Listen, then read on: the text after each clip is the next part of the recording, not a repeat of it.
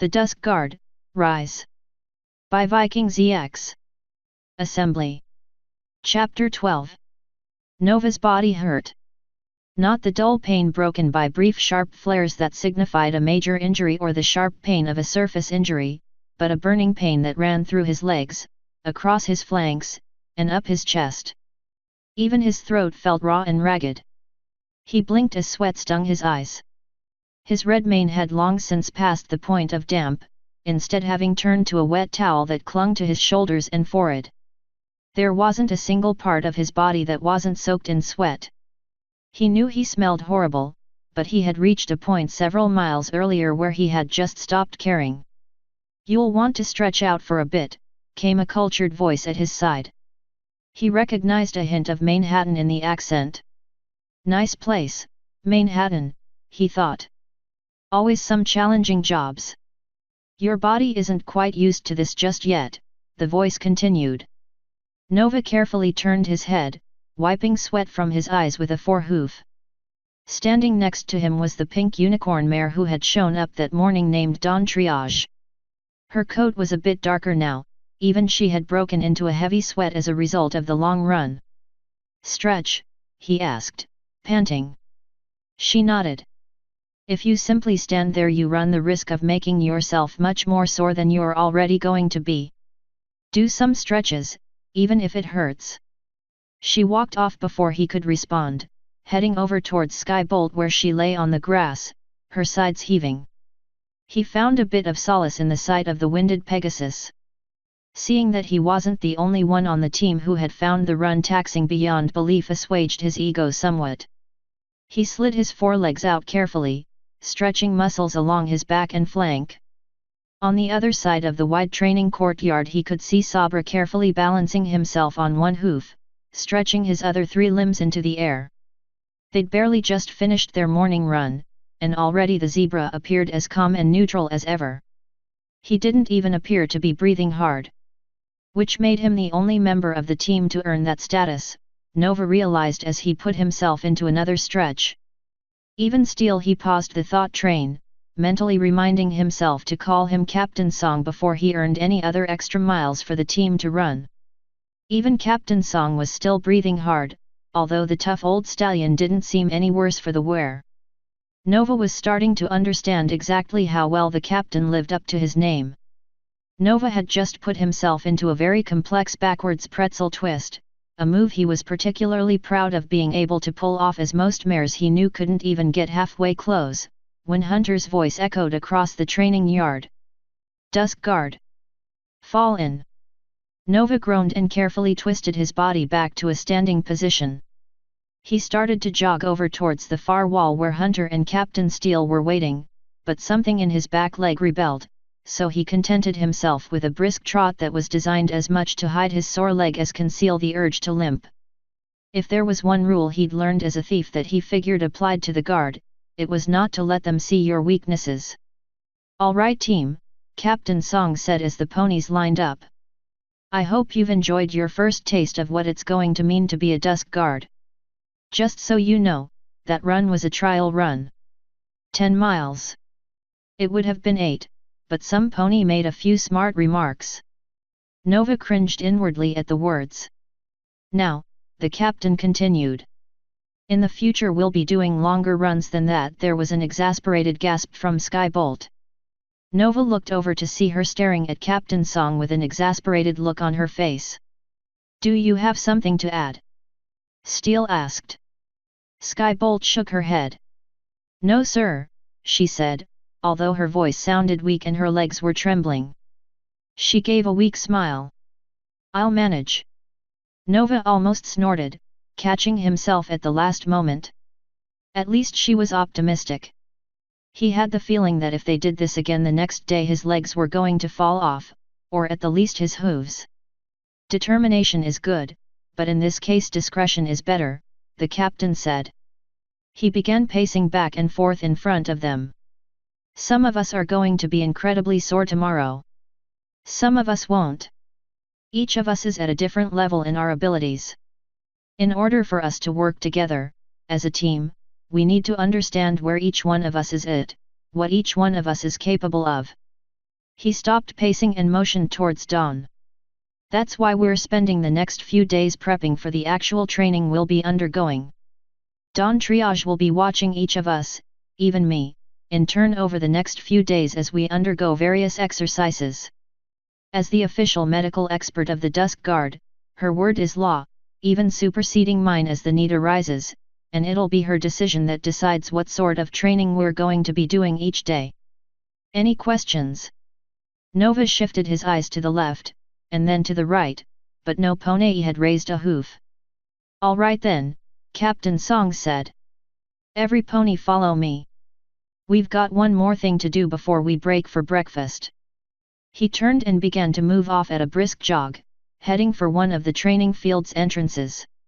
One by one, the members of the team fell in behind him. Nova almost stumbled as he started forward. His legs felt as if they'd been drained and filled with lead in the short time he'd been listening to the captain. Burning lead. He grimaced as lances of fire burned their way up and down his flanks with each step. He wasn't going to stop now. Why are you here, Nova?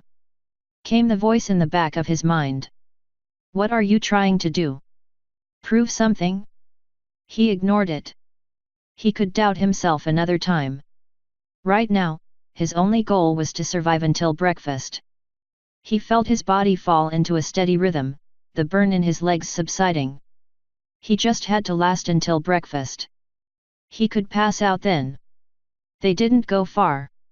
Following the captain's lead, the team left the training yard, passing some early arrivals from the Royal Guard as they did, and then turned and followed a well-worn stone path.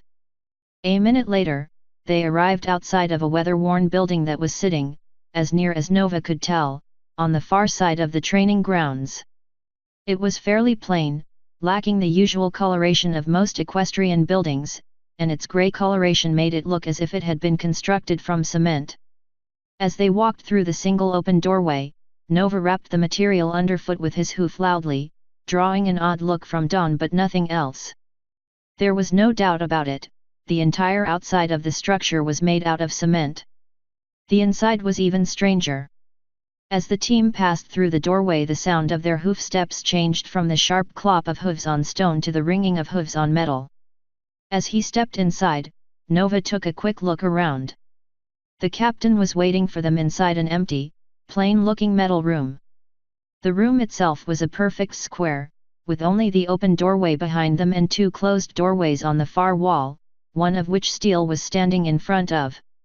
Dusk Guard, for those of you who have never been here, welcome to what every young guard recruit learns to fear, the crucible. Crucible? Sabra asked, his mouth twisting around the word. Haina, he shook his head. What does this word mean? Skybolt spoke up. It's a high-pressure device used to melt materials, she said. Although it can also be used to describe something that severely tests some pony. I see, Sabra said, nodding. Asante. In this case, the second definition Skybolt gave is correct, Captain Song said, drawing every pony's attention back to him. The crucible is the guard's official obstacle course. You going to tell them the official name? Hunter asked. Captain Song's shoulders slumped slightly. Not if you hadn't brought it up, he said, resignation in his voice. What's the official name? Skybolt asked. Nova could see a bright look on her face. He began to turn his attention back to covertly trying to stretch his back legs. The unofficial name, the captain said, giving Hunter a look that promised a reckoning later, is Celestia's home exercise device. And, he said as Skybolt tried to hide a laugh.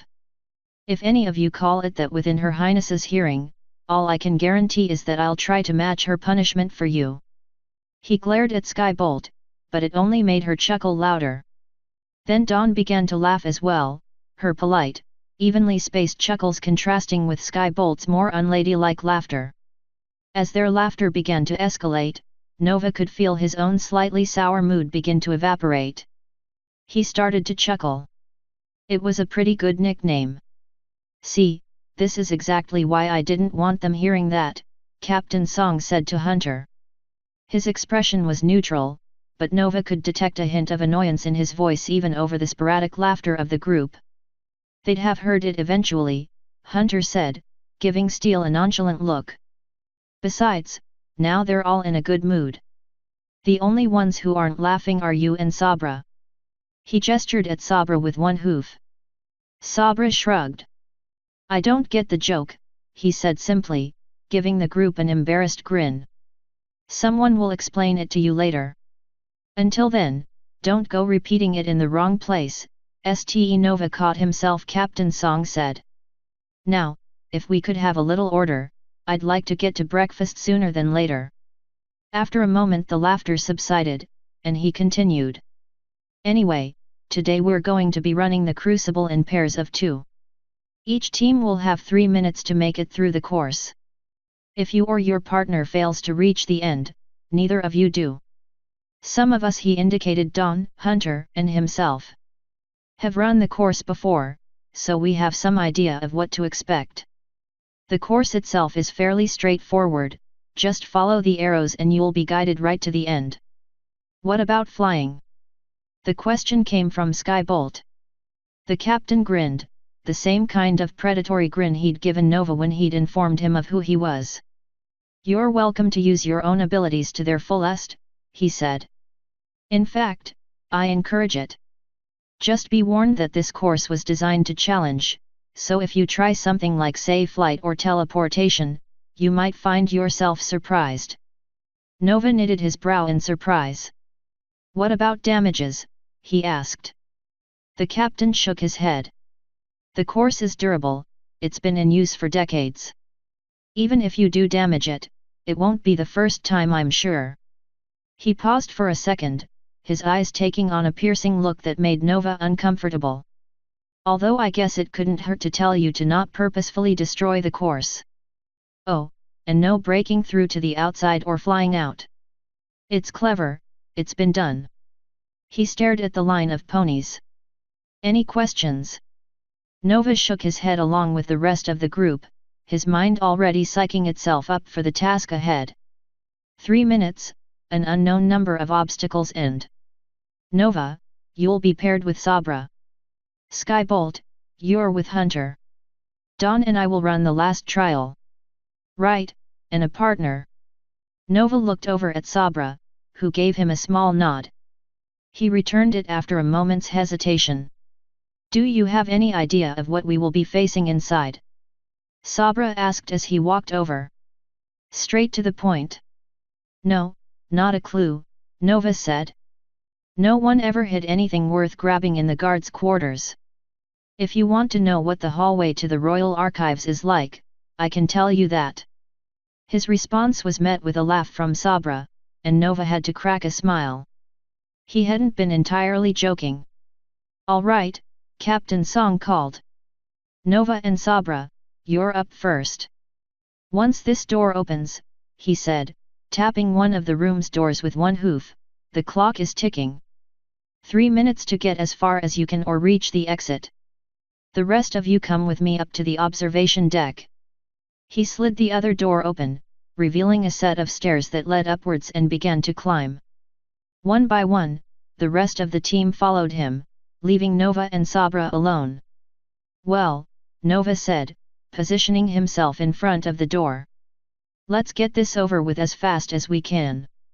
That run already wiped me pretty good." His stomach gave a small rumble as he spoke. "And I could really use breakfast." "I am hungry as well," Sabra said, taking position next to him. "But something tells me that this will not be as easy as it sounds." One of his ears gave a small twitch as he cocked his head to one side. "I hear gears moving. The door will open soon." He turned towards Nova. "As fast as we can, correct?" he asked with a faint smile. Nova nodded. Moments later the door snapped open and Nova hurled himself through the opening, ignoring his muscles' scorching protests. Tall concrete walls rose high to either side of him, framing the open sky overhead, a ribbon of blue framed by grey. Brightly colored arrows had been painted on the walls at head level, guiding the way forward. The space between was filled with loose sand, and Nova could feel his hooves digging deep with each step, sucking away at his momentum. If the ground stays this loose through the entire course, I might have trouble making it, he thought as the aerated soil pulled at his body. A quick look to his right confirmed that Sabra was running alongside him, easily keeping pace with Nova's speed, although he too seemed to be pushing hard against the sand. Up ahead the first obstacle loomed. The path sloped sharply upward in a loose, crumbly rise that looked as if it might collapse at any moment. Beside him Sabra put on a burst of speed, sprinting forward. Then, as he reached the base of the upward slope he leapt into the air, throwing his body to the right and pushing off of the wall with all four hooves, propelling himself upward. He landed more than halfway up the slope, his hooves scrabbling for purchase, but the forward momentum he'd gained was more than enough to carry him to the top of the slope. Nova grinned as he recognized the maneuver as one he himself had used before. As he reached the slope he followed Sabra's lead, leaping left rather than right and kicking off the wall with all his might, his legs burning under the strain. He hit the slope at the same place Sabra had, hooves scrambling madly against the soft sand as it slid back beneath him. Unfortunately, his weakened muscles hadn't had the same strength Sabra's had, and his momentum quickly fled as the sand slipped down below him. He threw one hoof forward blindly, hoping to dig it into the stand and prevent himself from sliding downward. Instead, a striped fetlock wrapped around his outstretched hoof, and Nova bent his wrist, ignoring his legs' protests as his downward slide was halted. Sabra was laying on his belly, his legs braced against the top of the slope as he pulled, and with his assistance Nova was able to pull himself up the last few feet of the slope. "Thanks," he said as he looked down at the next challenge. "Hakuna Matatizo," Sabra said, and Nova didn't bother asking for a translation as Sabra had already leapt to the next challenge. The rise they had made their way to the top of ended in a drop-off, the sand held back by a wooden wall that opened up into a large open space full of clear blue water. A series of wooden walls divided the water about halfway across, turning the square into a simple maze that a pony would be required to swim through. Below him Sabra hit the water with a loud splash, his jump having carried him halfway towards the maze already. He emerged with a shake of his head that threw water everywhere, and then turned and waved at Nova with one hoof. "Hurry! I am not a good swimmer," he yelled up at Nova. Nova could see for himself that the zebra was struggling to even keep his head afloat. He took one last quick look at the walls around the pool and then took a running start, coming down just past Sabra with a titanic splash. The water was cool, but not unpleasantly so, and it had the added effect of rinsing some of the sand out of his coat. As he broke the surface of the water and took quick, gasping breath, he was suddenly somewhat glad that his runaway mouth had earned him an extra few miles of running. If they'd been here earlier he would have been doing the challenge before the sun rose, and the water was cold enough as it was. Sabra splashed past him, moving painfully slow despite the large amount of flailing he was doing. Nova made a few wide strokes with his hooves and passed him quickly, his own body cutting through the water with an ease born from summers of practice at public pools. When he reached the entrance to the maze he stopped, pulling himself up against one of the low walls that made up the entrance. He took a quick look at the peak of the wall above him. 6 inches wide, nice and sturdy. He thought. I might not be able to make it but... He turned back to Sabra, who still had a quarter of the distance to cross before he reached the entrance to the maze.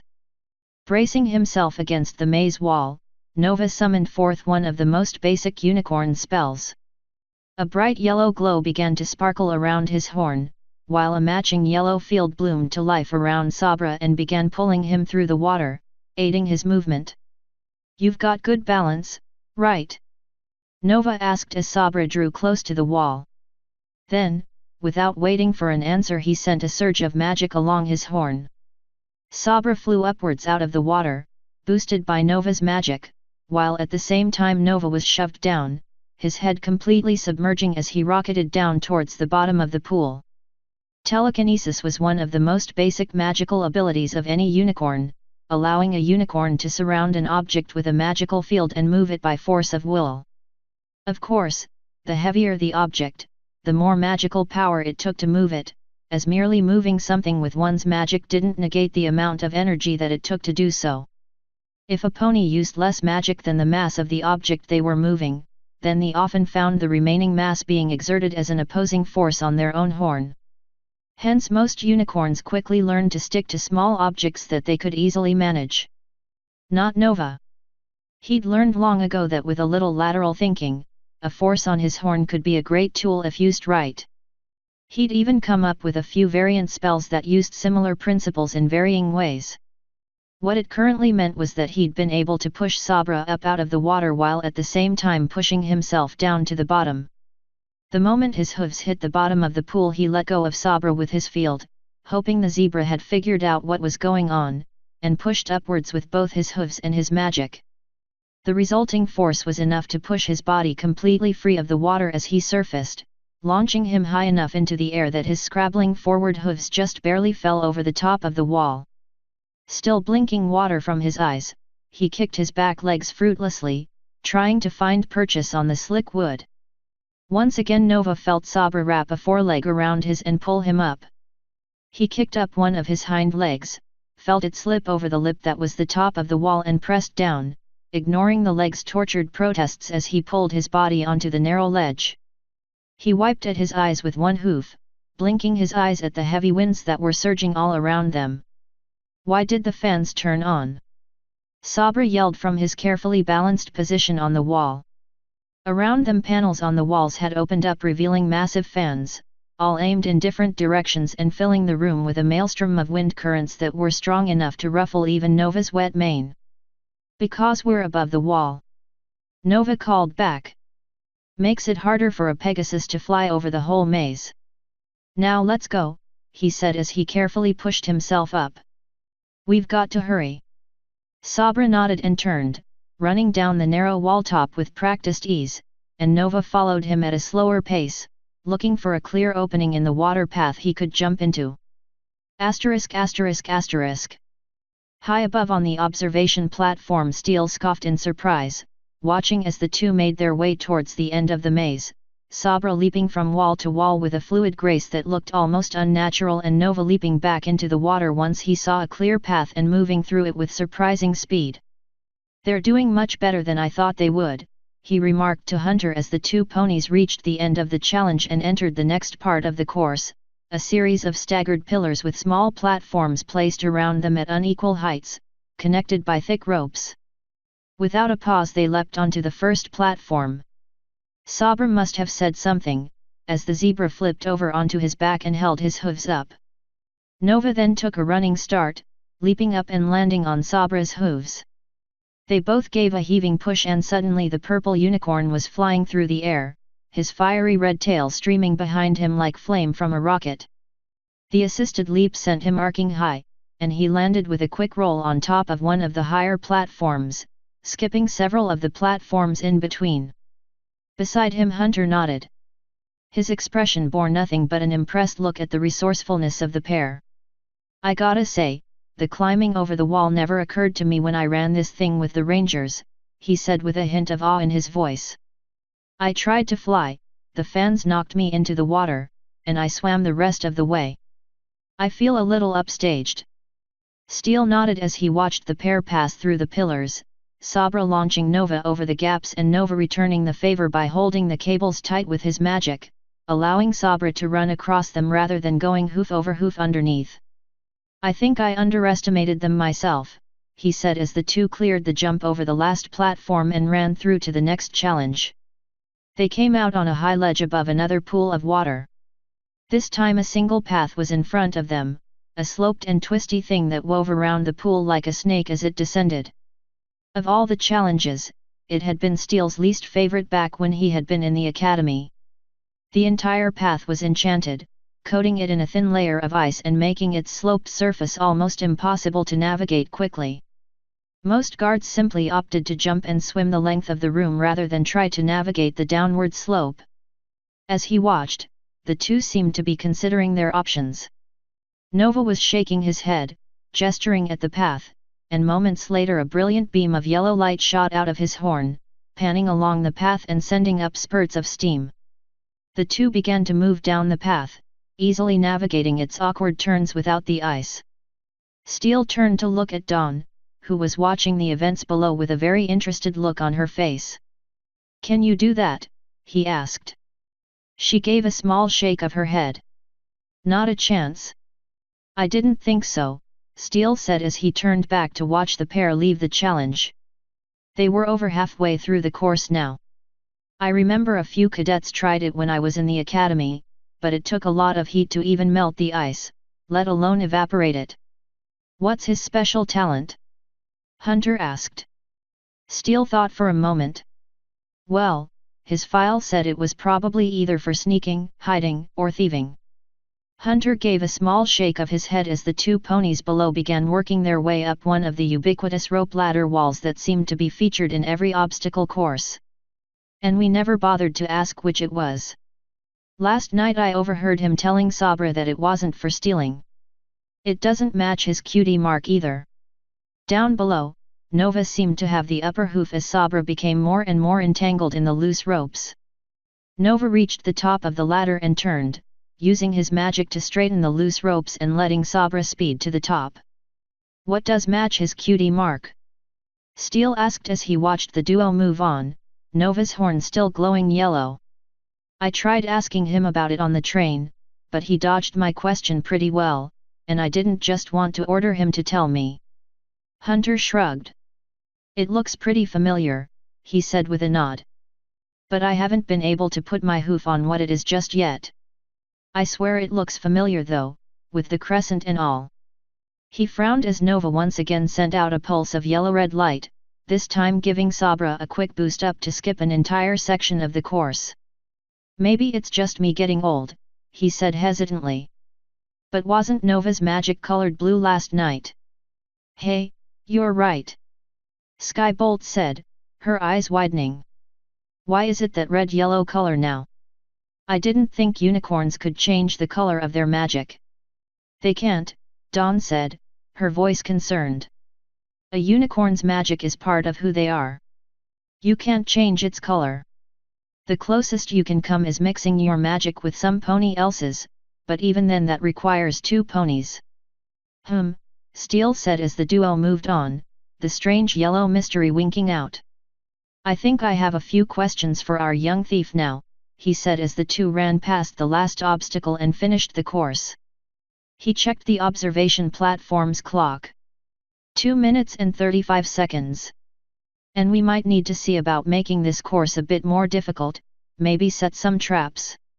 He turned his attention to Hunter, who was shaking his head and staring at the swimming maze with an amused look on his face.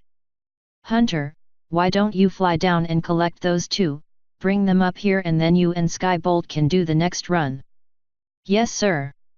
Hunter threw out a quick salute as he leapt up onto the platform's railing, his wings balancing his body. Then, with a cocky grin, he fell backwards, twisting his body and gliding over to the two ponies at the end of the course. Steel turned his attention towards Skybolt. "You should head down to the start of the course," he said. "Hunter will probably fly straight over there, so you might as well be waiting. You ready?" The young mare nodded, her face set in a determined smile. He could still see a small tremble in the tips of her wings. Of the entire team, she was probably the one least used to the gauntlet that she was being put through, but she was meeting the challenge with a commendably good attitude. "All right, get going."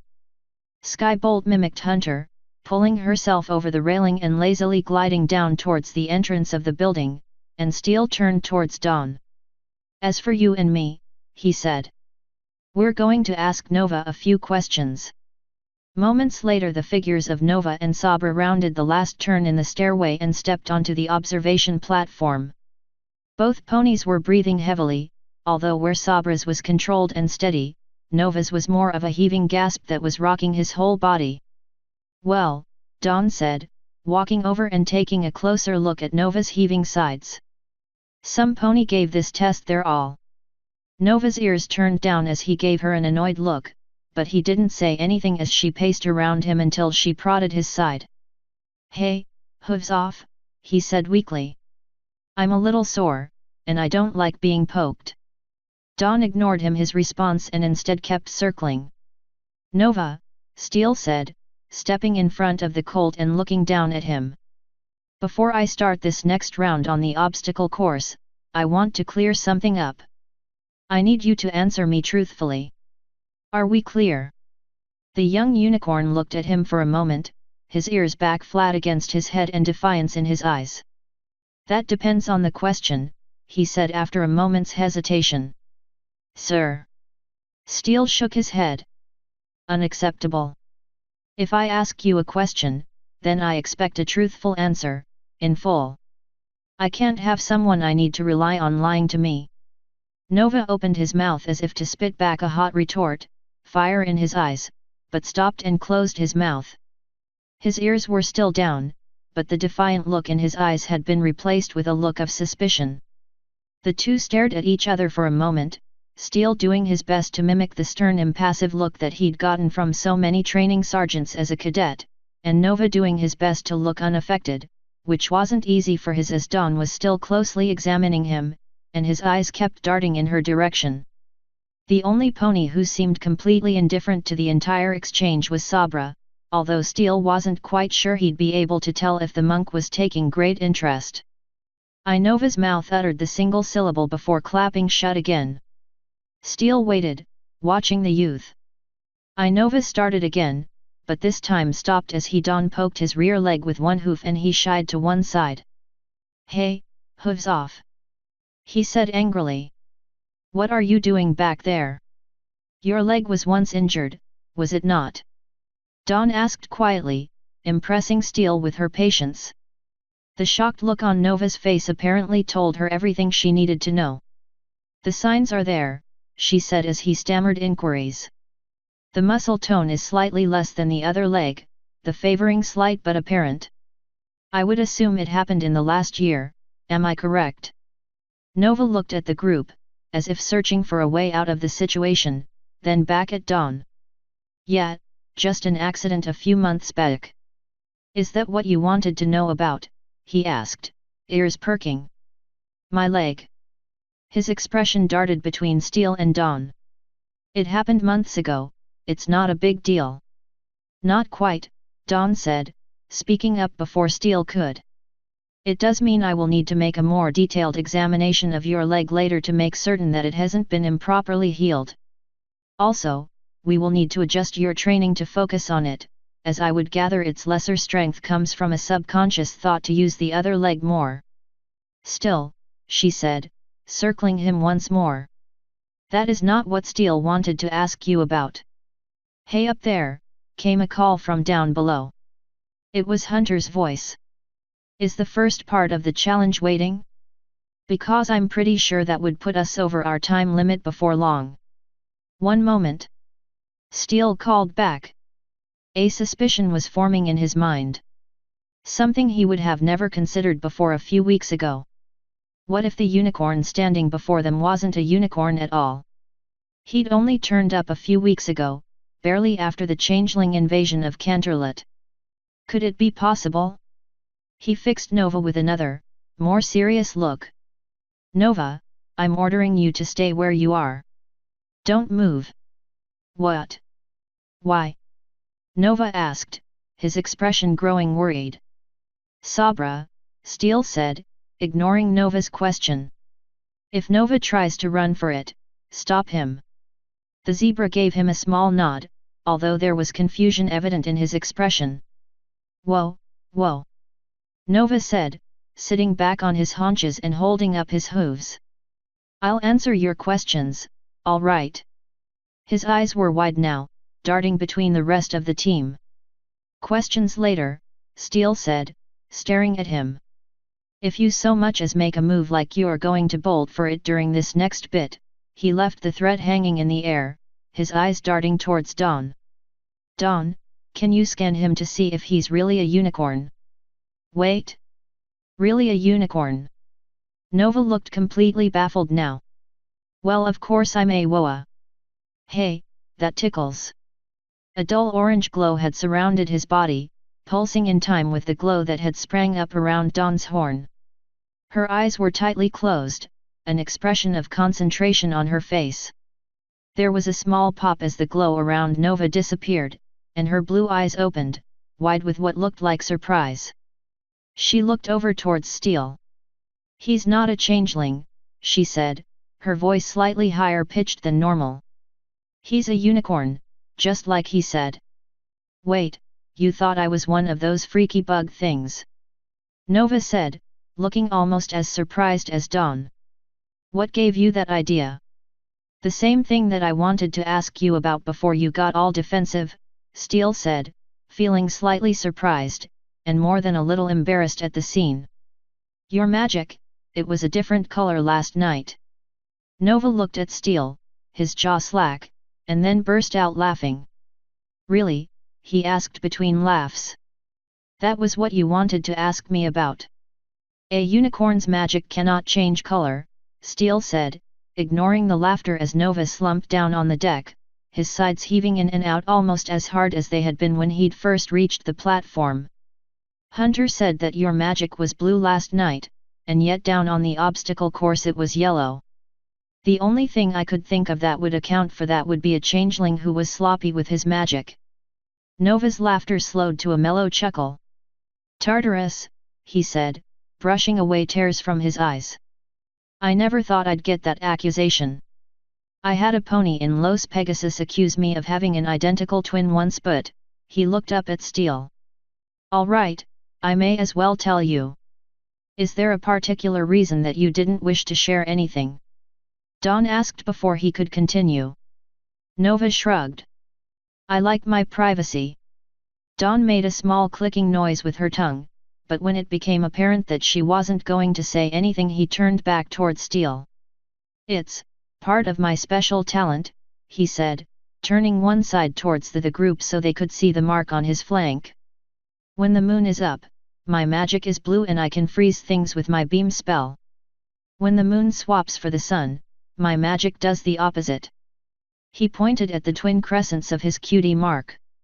"As near as I can tell, the lower crescent here," he said with a tap at the near circle orange crescent shape and its jagged outward edges, "is similar to Princess Celestia's royal seal, which I guess is the sun part of it, while the top crescent," he tapped the white slash that sat across the top of the lower crescent, "is similar to Princess Luna's royal seal, so I guess that represents the moon. As near as I can tell anyway." He dropped his hoof and looked back at the group. "And before you ask, I'm not related to either of them, I can't move the sun or the moon, and all it really means is I can do some cool stuff only during the day, and other cool stuff only at night. I have never heard of something like this," Dawn said, leaning in close towards the mark and causing Nova to scoot slightly back. "How did you earn your mark?" "I'd rather not talk about it if it's all the same to you," Nova said, his face momentarily downcast. "But my magic's been like this my whole life." He looked over at Steel.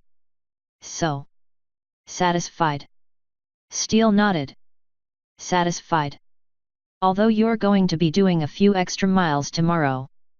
Nova's shoulders slumped.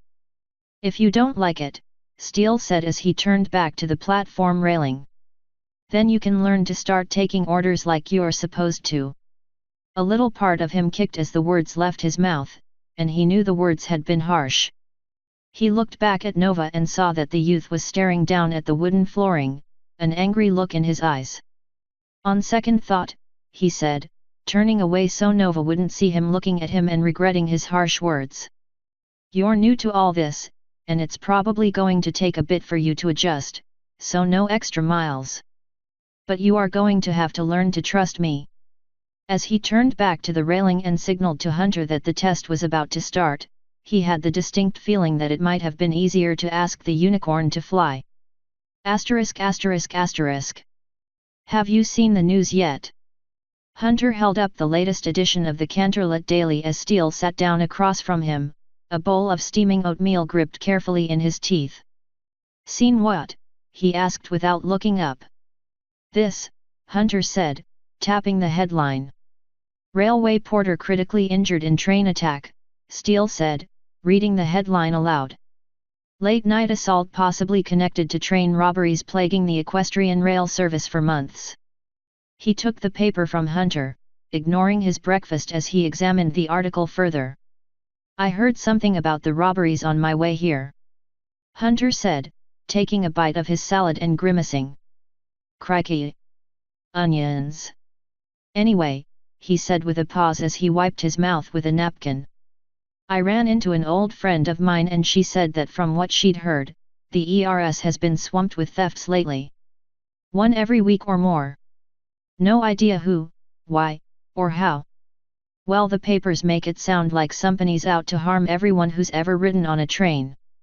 Steele folded the paper and tossed it back to Hunter's side of the table. It'll pass. They'll find something new to fixate on. Hunter shrugged and took another bite of his salad, grimacing as another slice of hated onion passed his lips.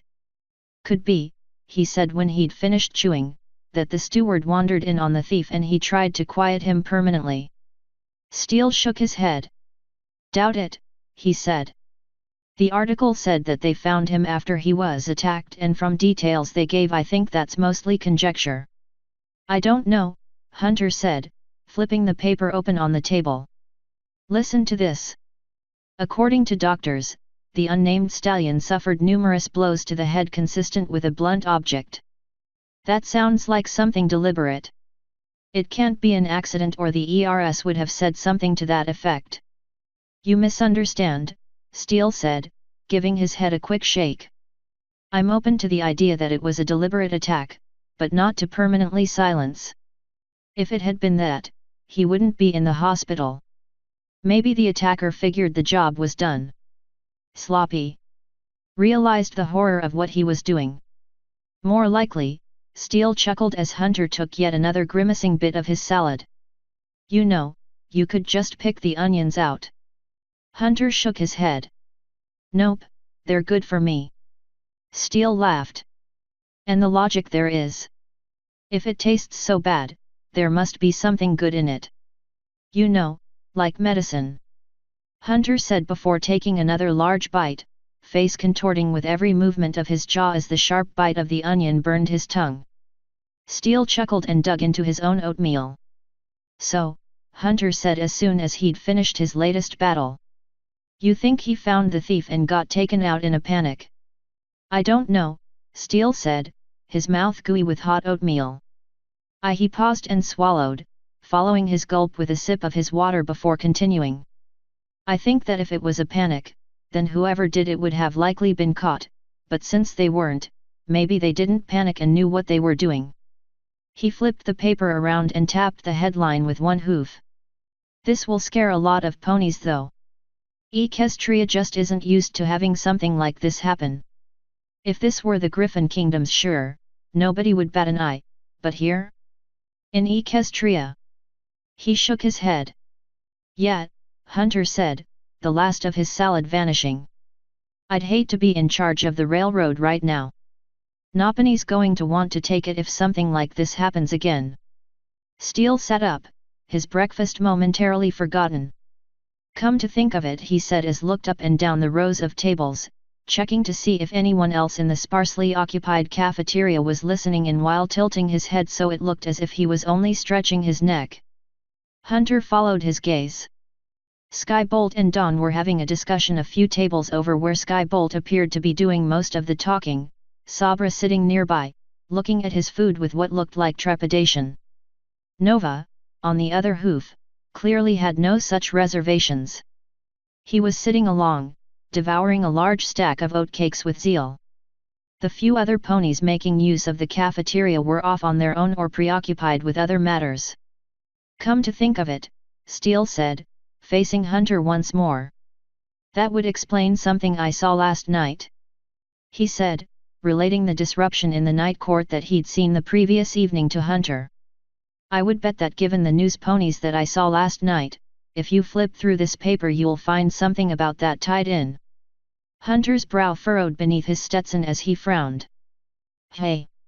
I wasn't aware that the princesses had that much pull over the ERS, but if they've been having thefts for months, and now this attack, that could put them in a rough position. Yeah, the rest of the board members were pretty unhappy, Steele said with a frown. I should have asked her more about it. Hang on, Hunter said, opening the paper as something he'd read came to mind. I thought it said aha. He looked up at Steele, giving the captain a grin. According to this, the Royal Guard are going to be investigating. Maybe we should take a look at it. Steele sat back, locked in thought. Technically it wasn't anything within their jurisdiction unless asked, but he could keep tabs on it. Ask one of the Royal Guard commanders to feed us their intelligence, he said. But otherwise, we stay out of it unless we're asked if we found anything, we'd just report it back to them anyway. Hunter nodded, then looked over at the 4 other members of the team. So, he said. What's on the docket for the rest of the day? Physicals, Steele said, taking another quick gulp of his oatmeal. And while Dawn is doing that, the rest of us are going to do a little hoof-to-hoof combat training, just to see where everyone stands. After that, he sat back and shrugged. I'll give every pony a bit of a pep talk and assign us each our individual duties. We won't be training all day then? Hunter asked with a nod. Sounds good, we don't want to overtax any pony. No we don't, Steele said. That and there are some things that still need to be taken care of. Like the barracks? Hunter asked with a raised eyebrow. Yes, like the barracks. Steele looked over towards where Skybolt was laughing with Dawn about something and shook his head. That mare has got spunk, but she tore that place apart and only she knows what the construction crew is doing in there. I need to spend some time having her explain just exactly what she's been doing while we were out. That and make sure the barracks is going to be back in one piece in the next few days.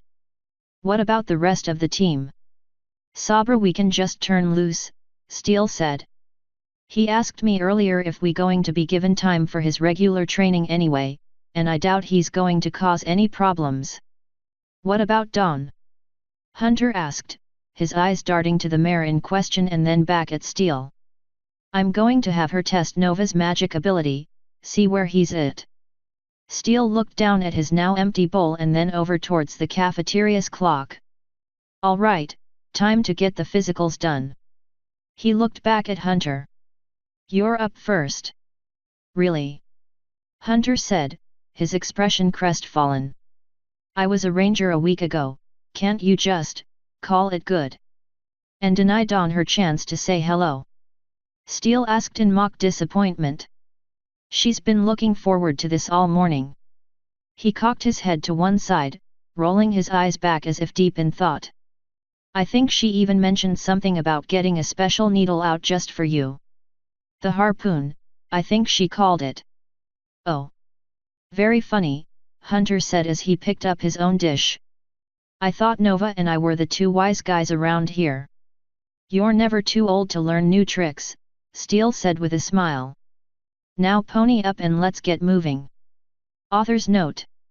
And we're almost to the end of assembly, which is only part 1 of 3, no fears. Originally, this was actually one massive chapter, but I decided that it was a little too much, as even divided into 2, each of its parts are longer than the average chapter by several thousand words. End author's note.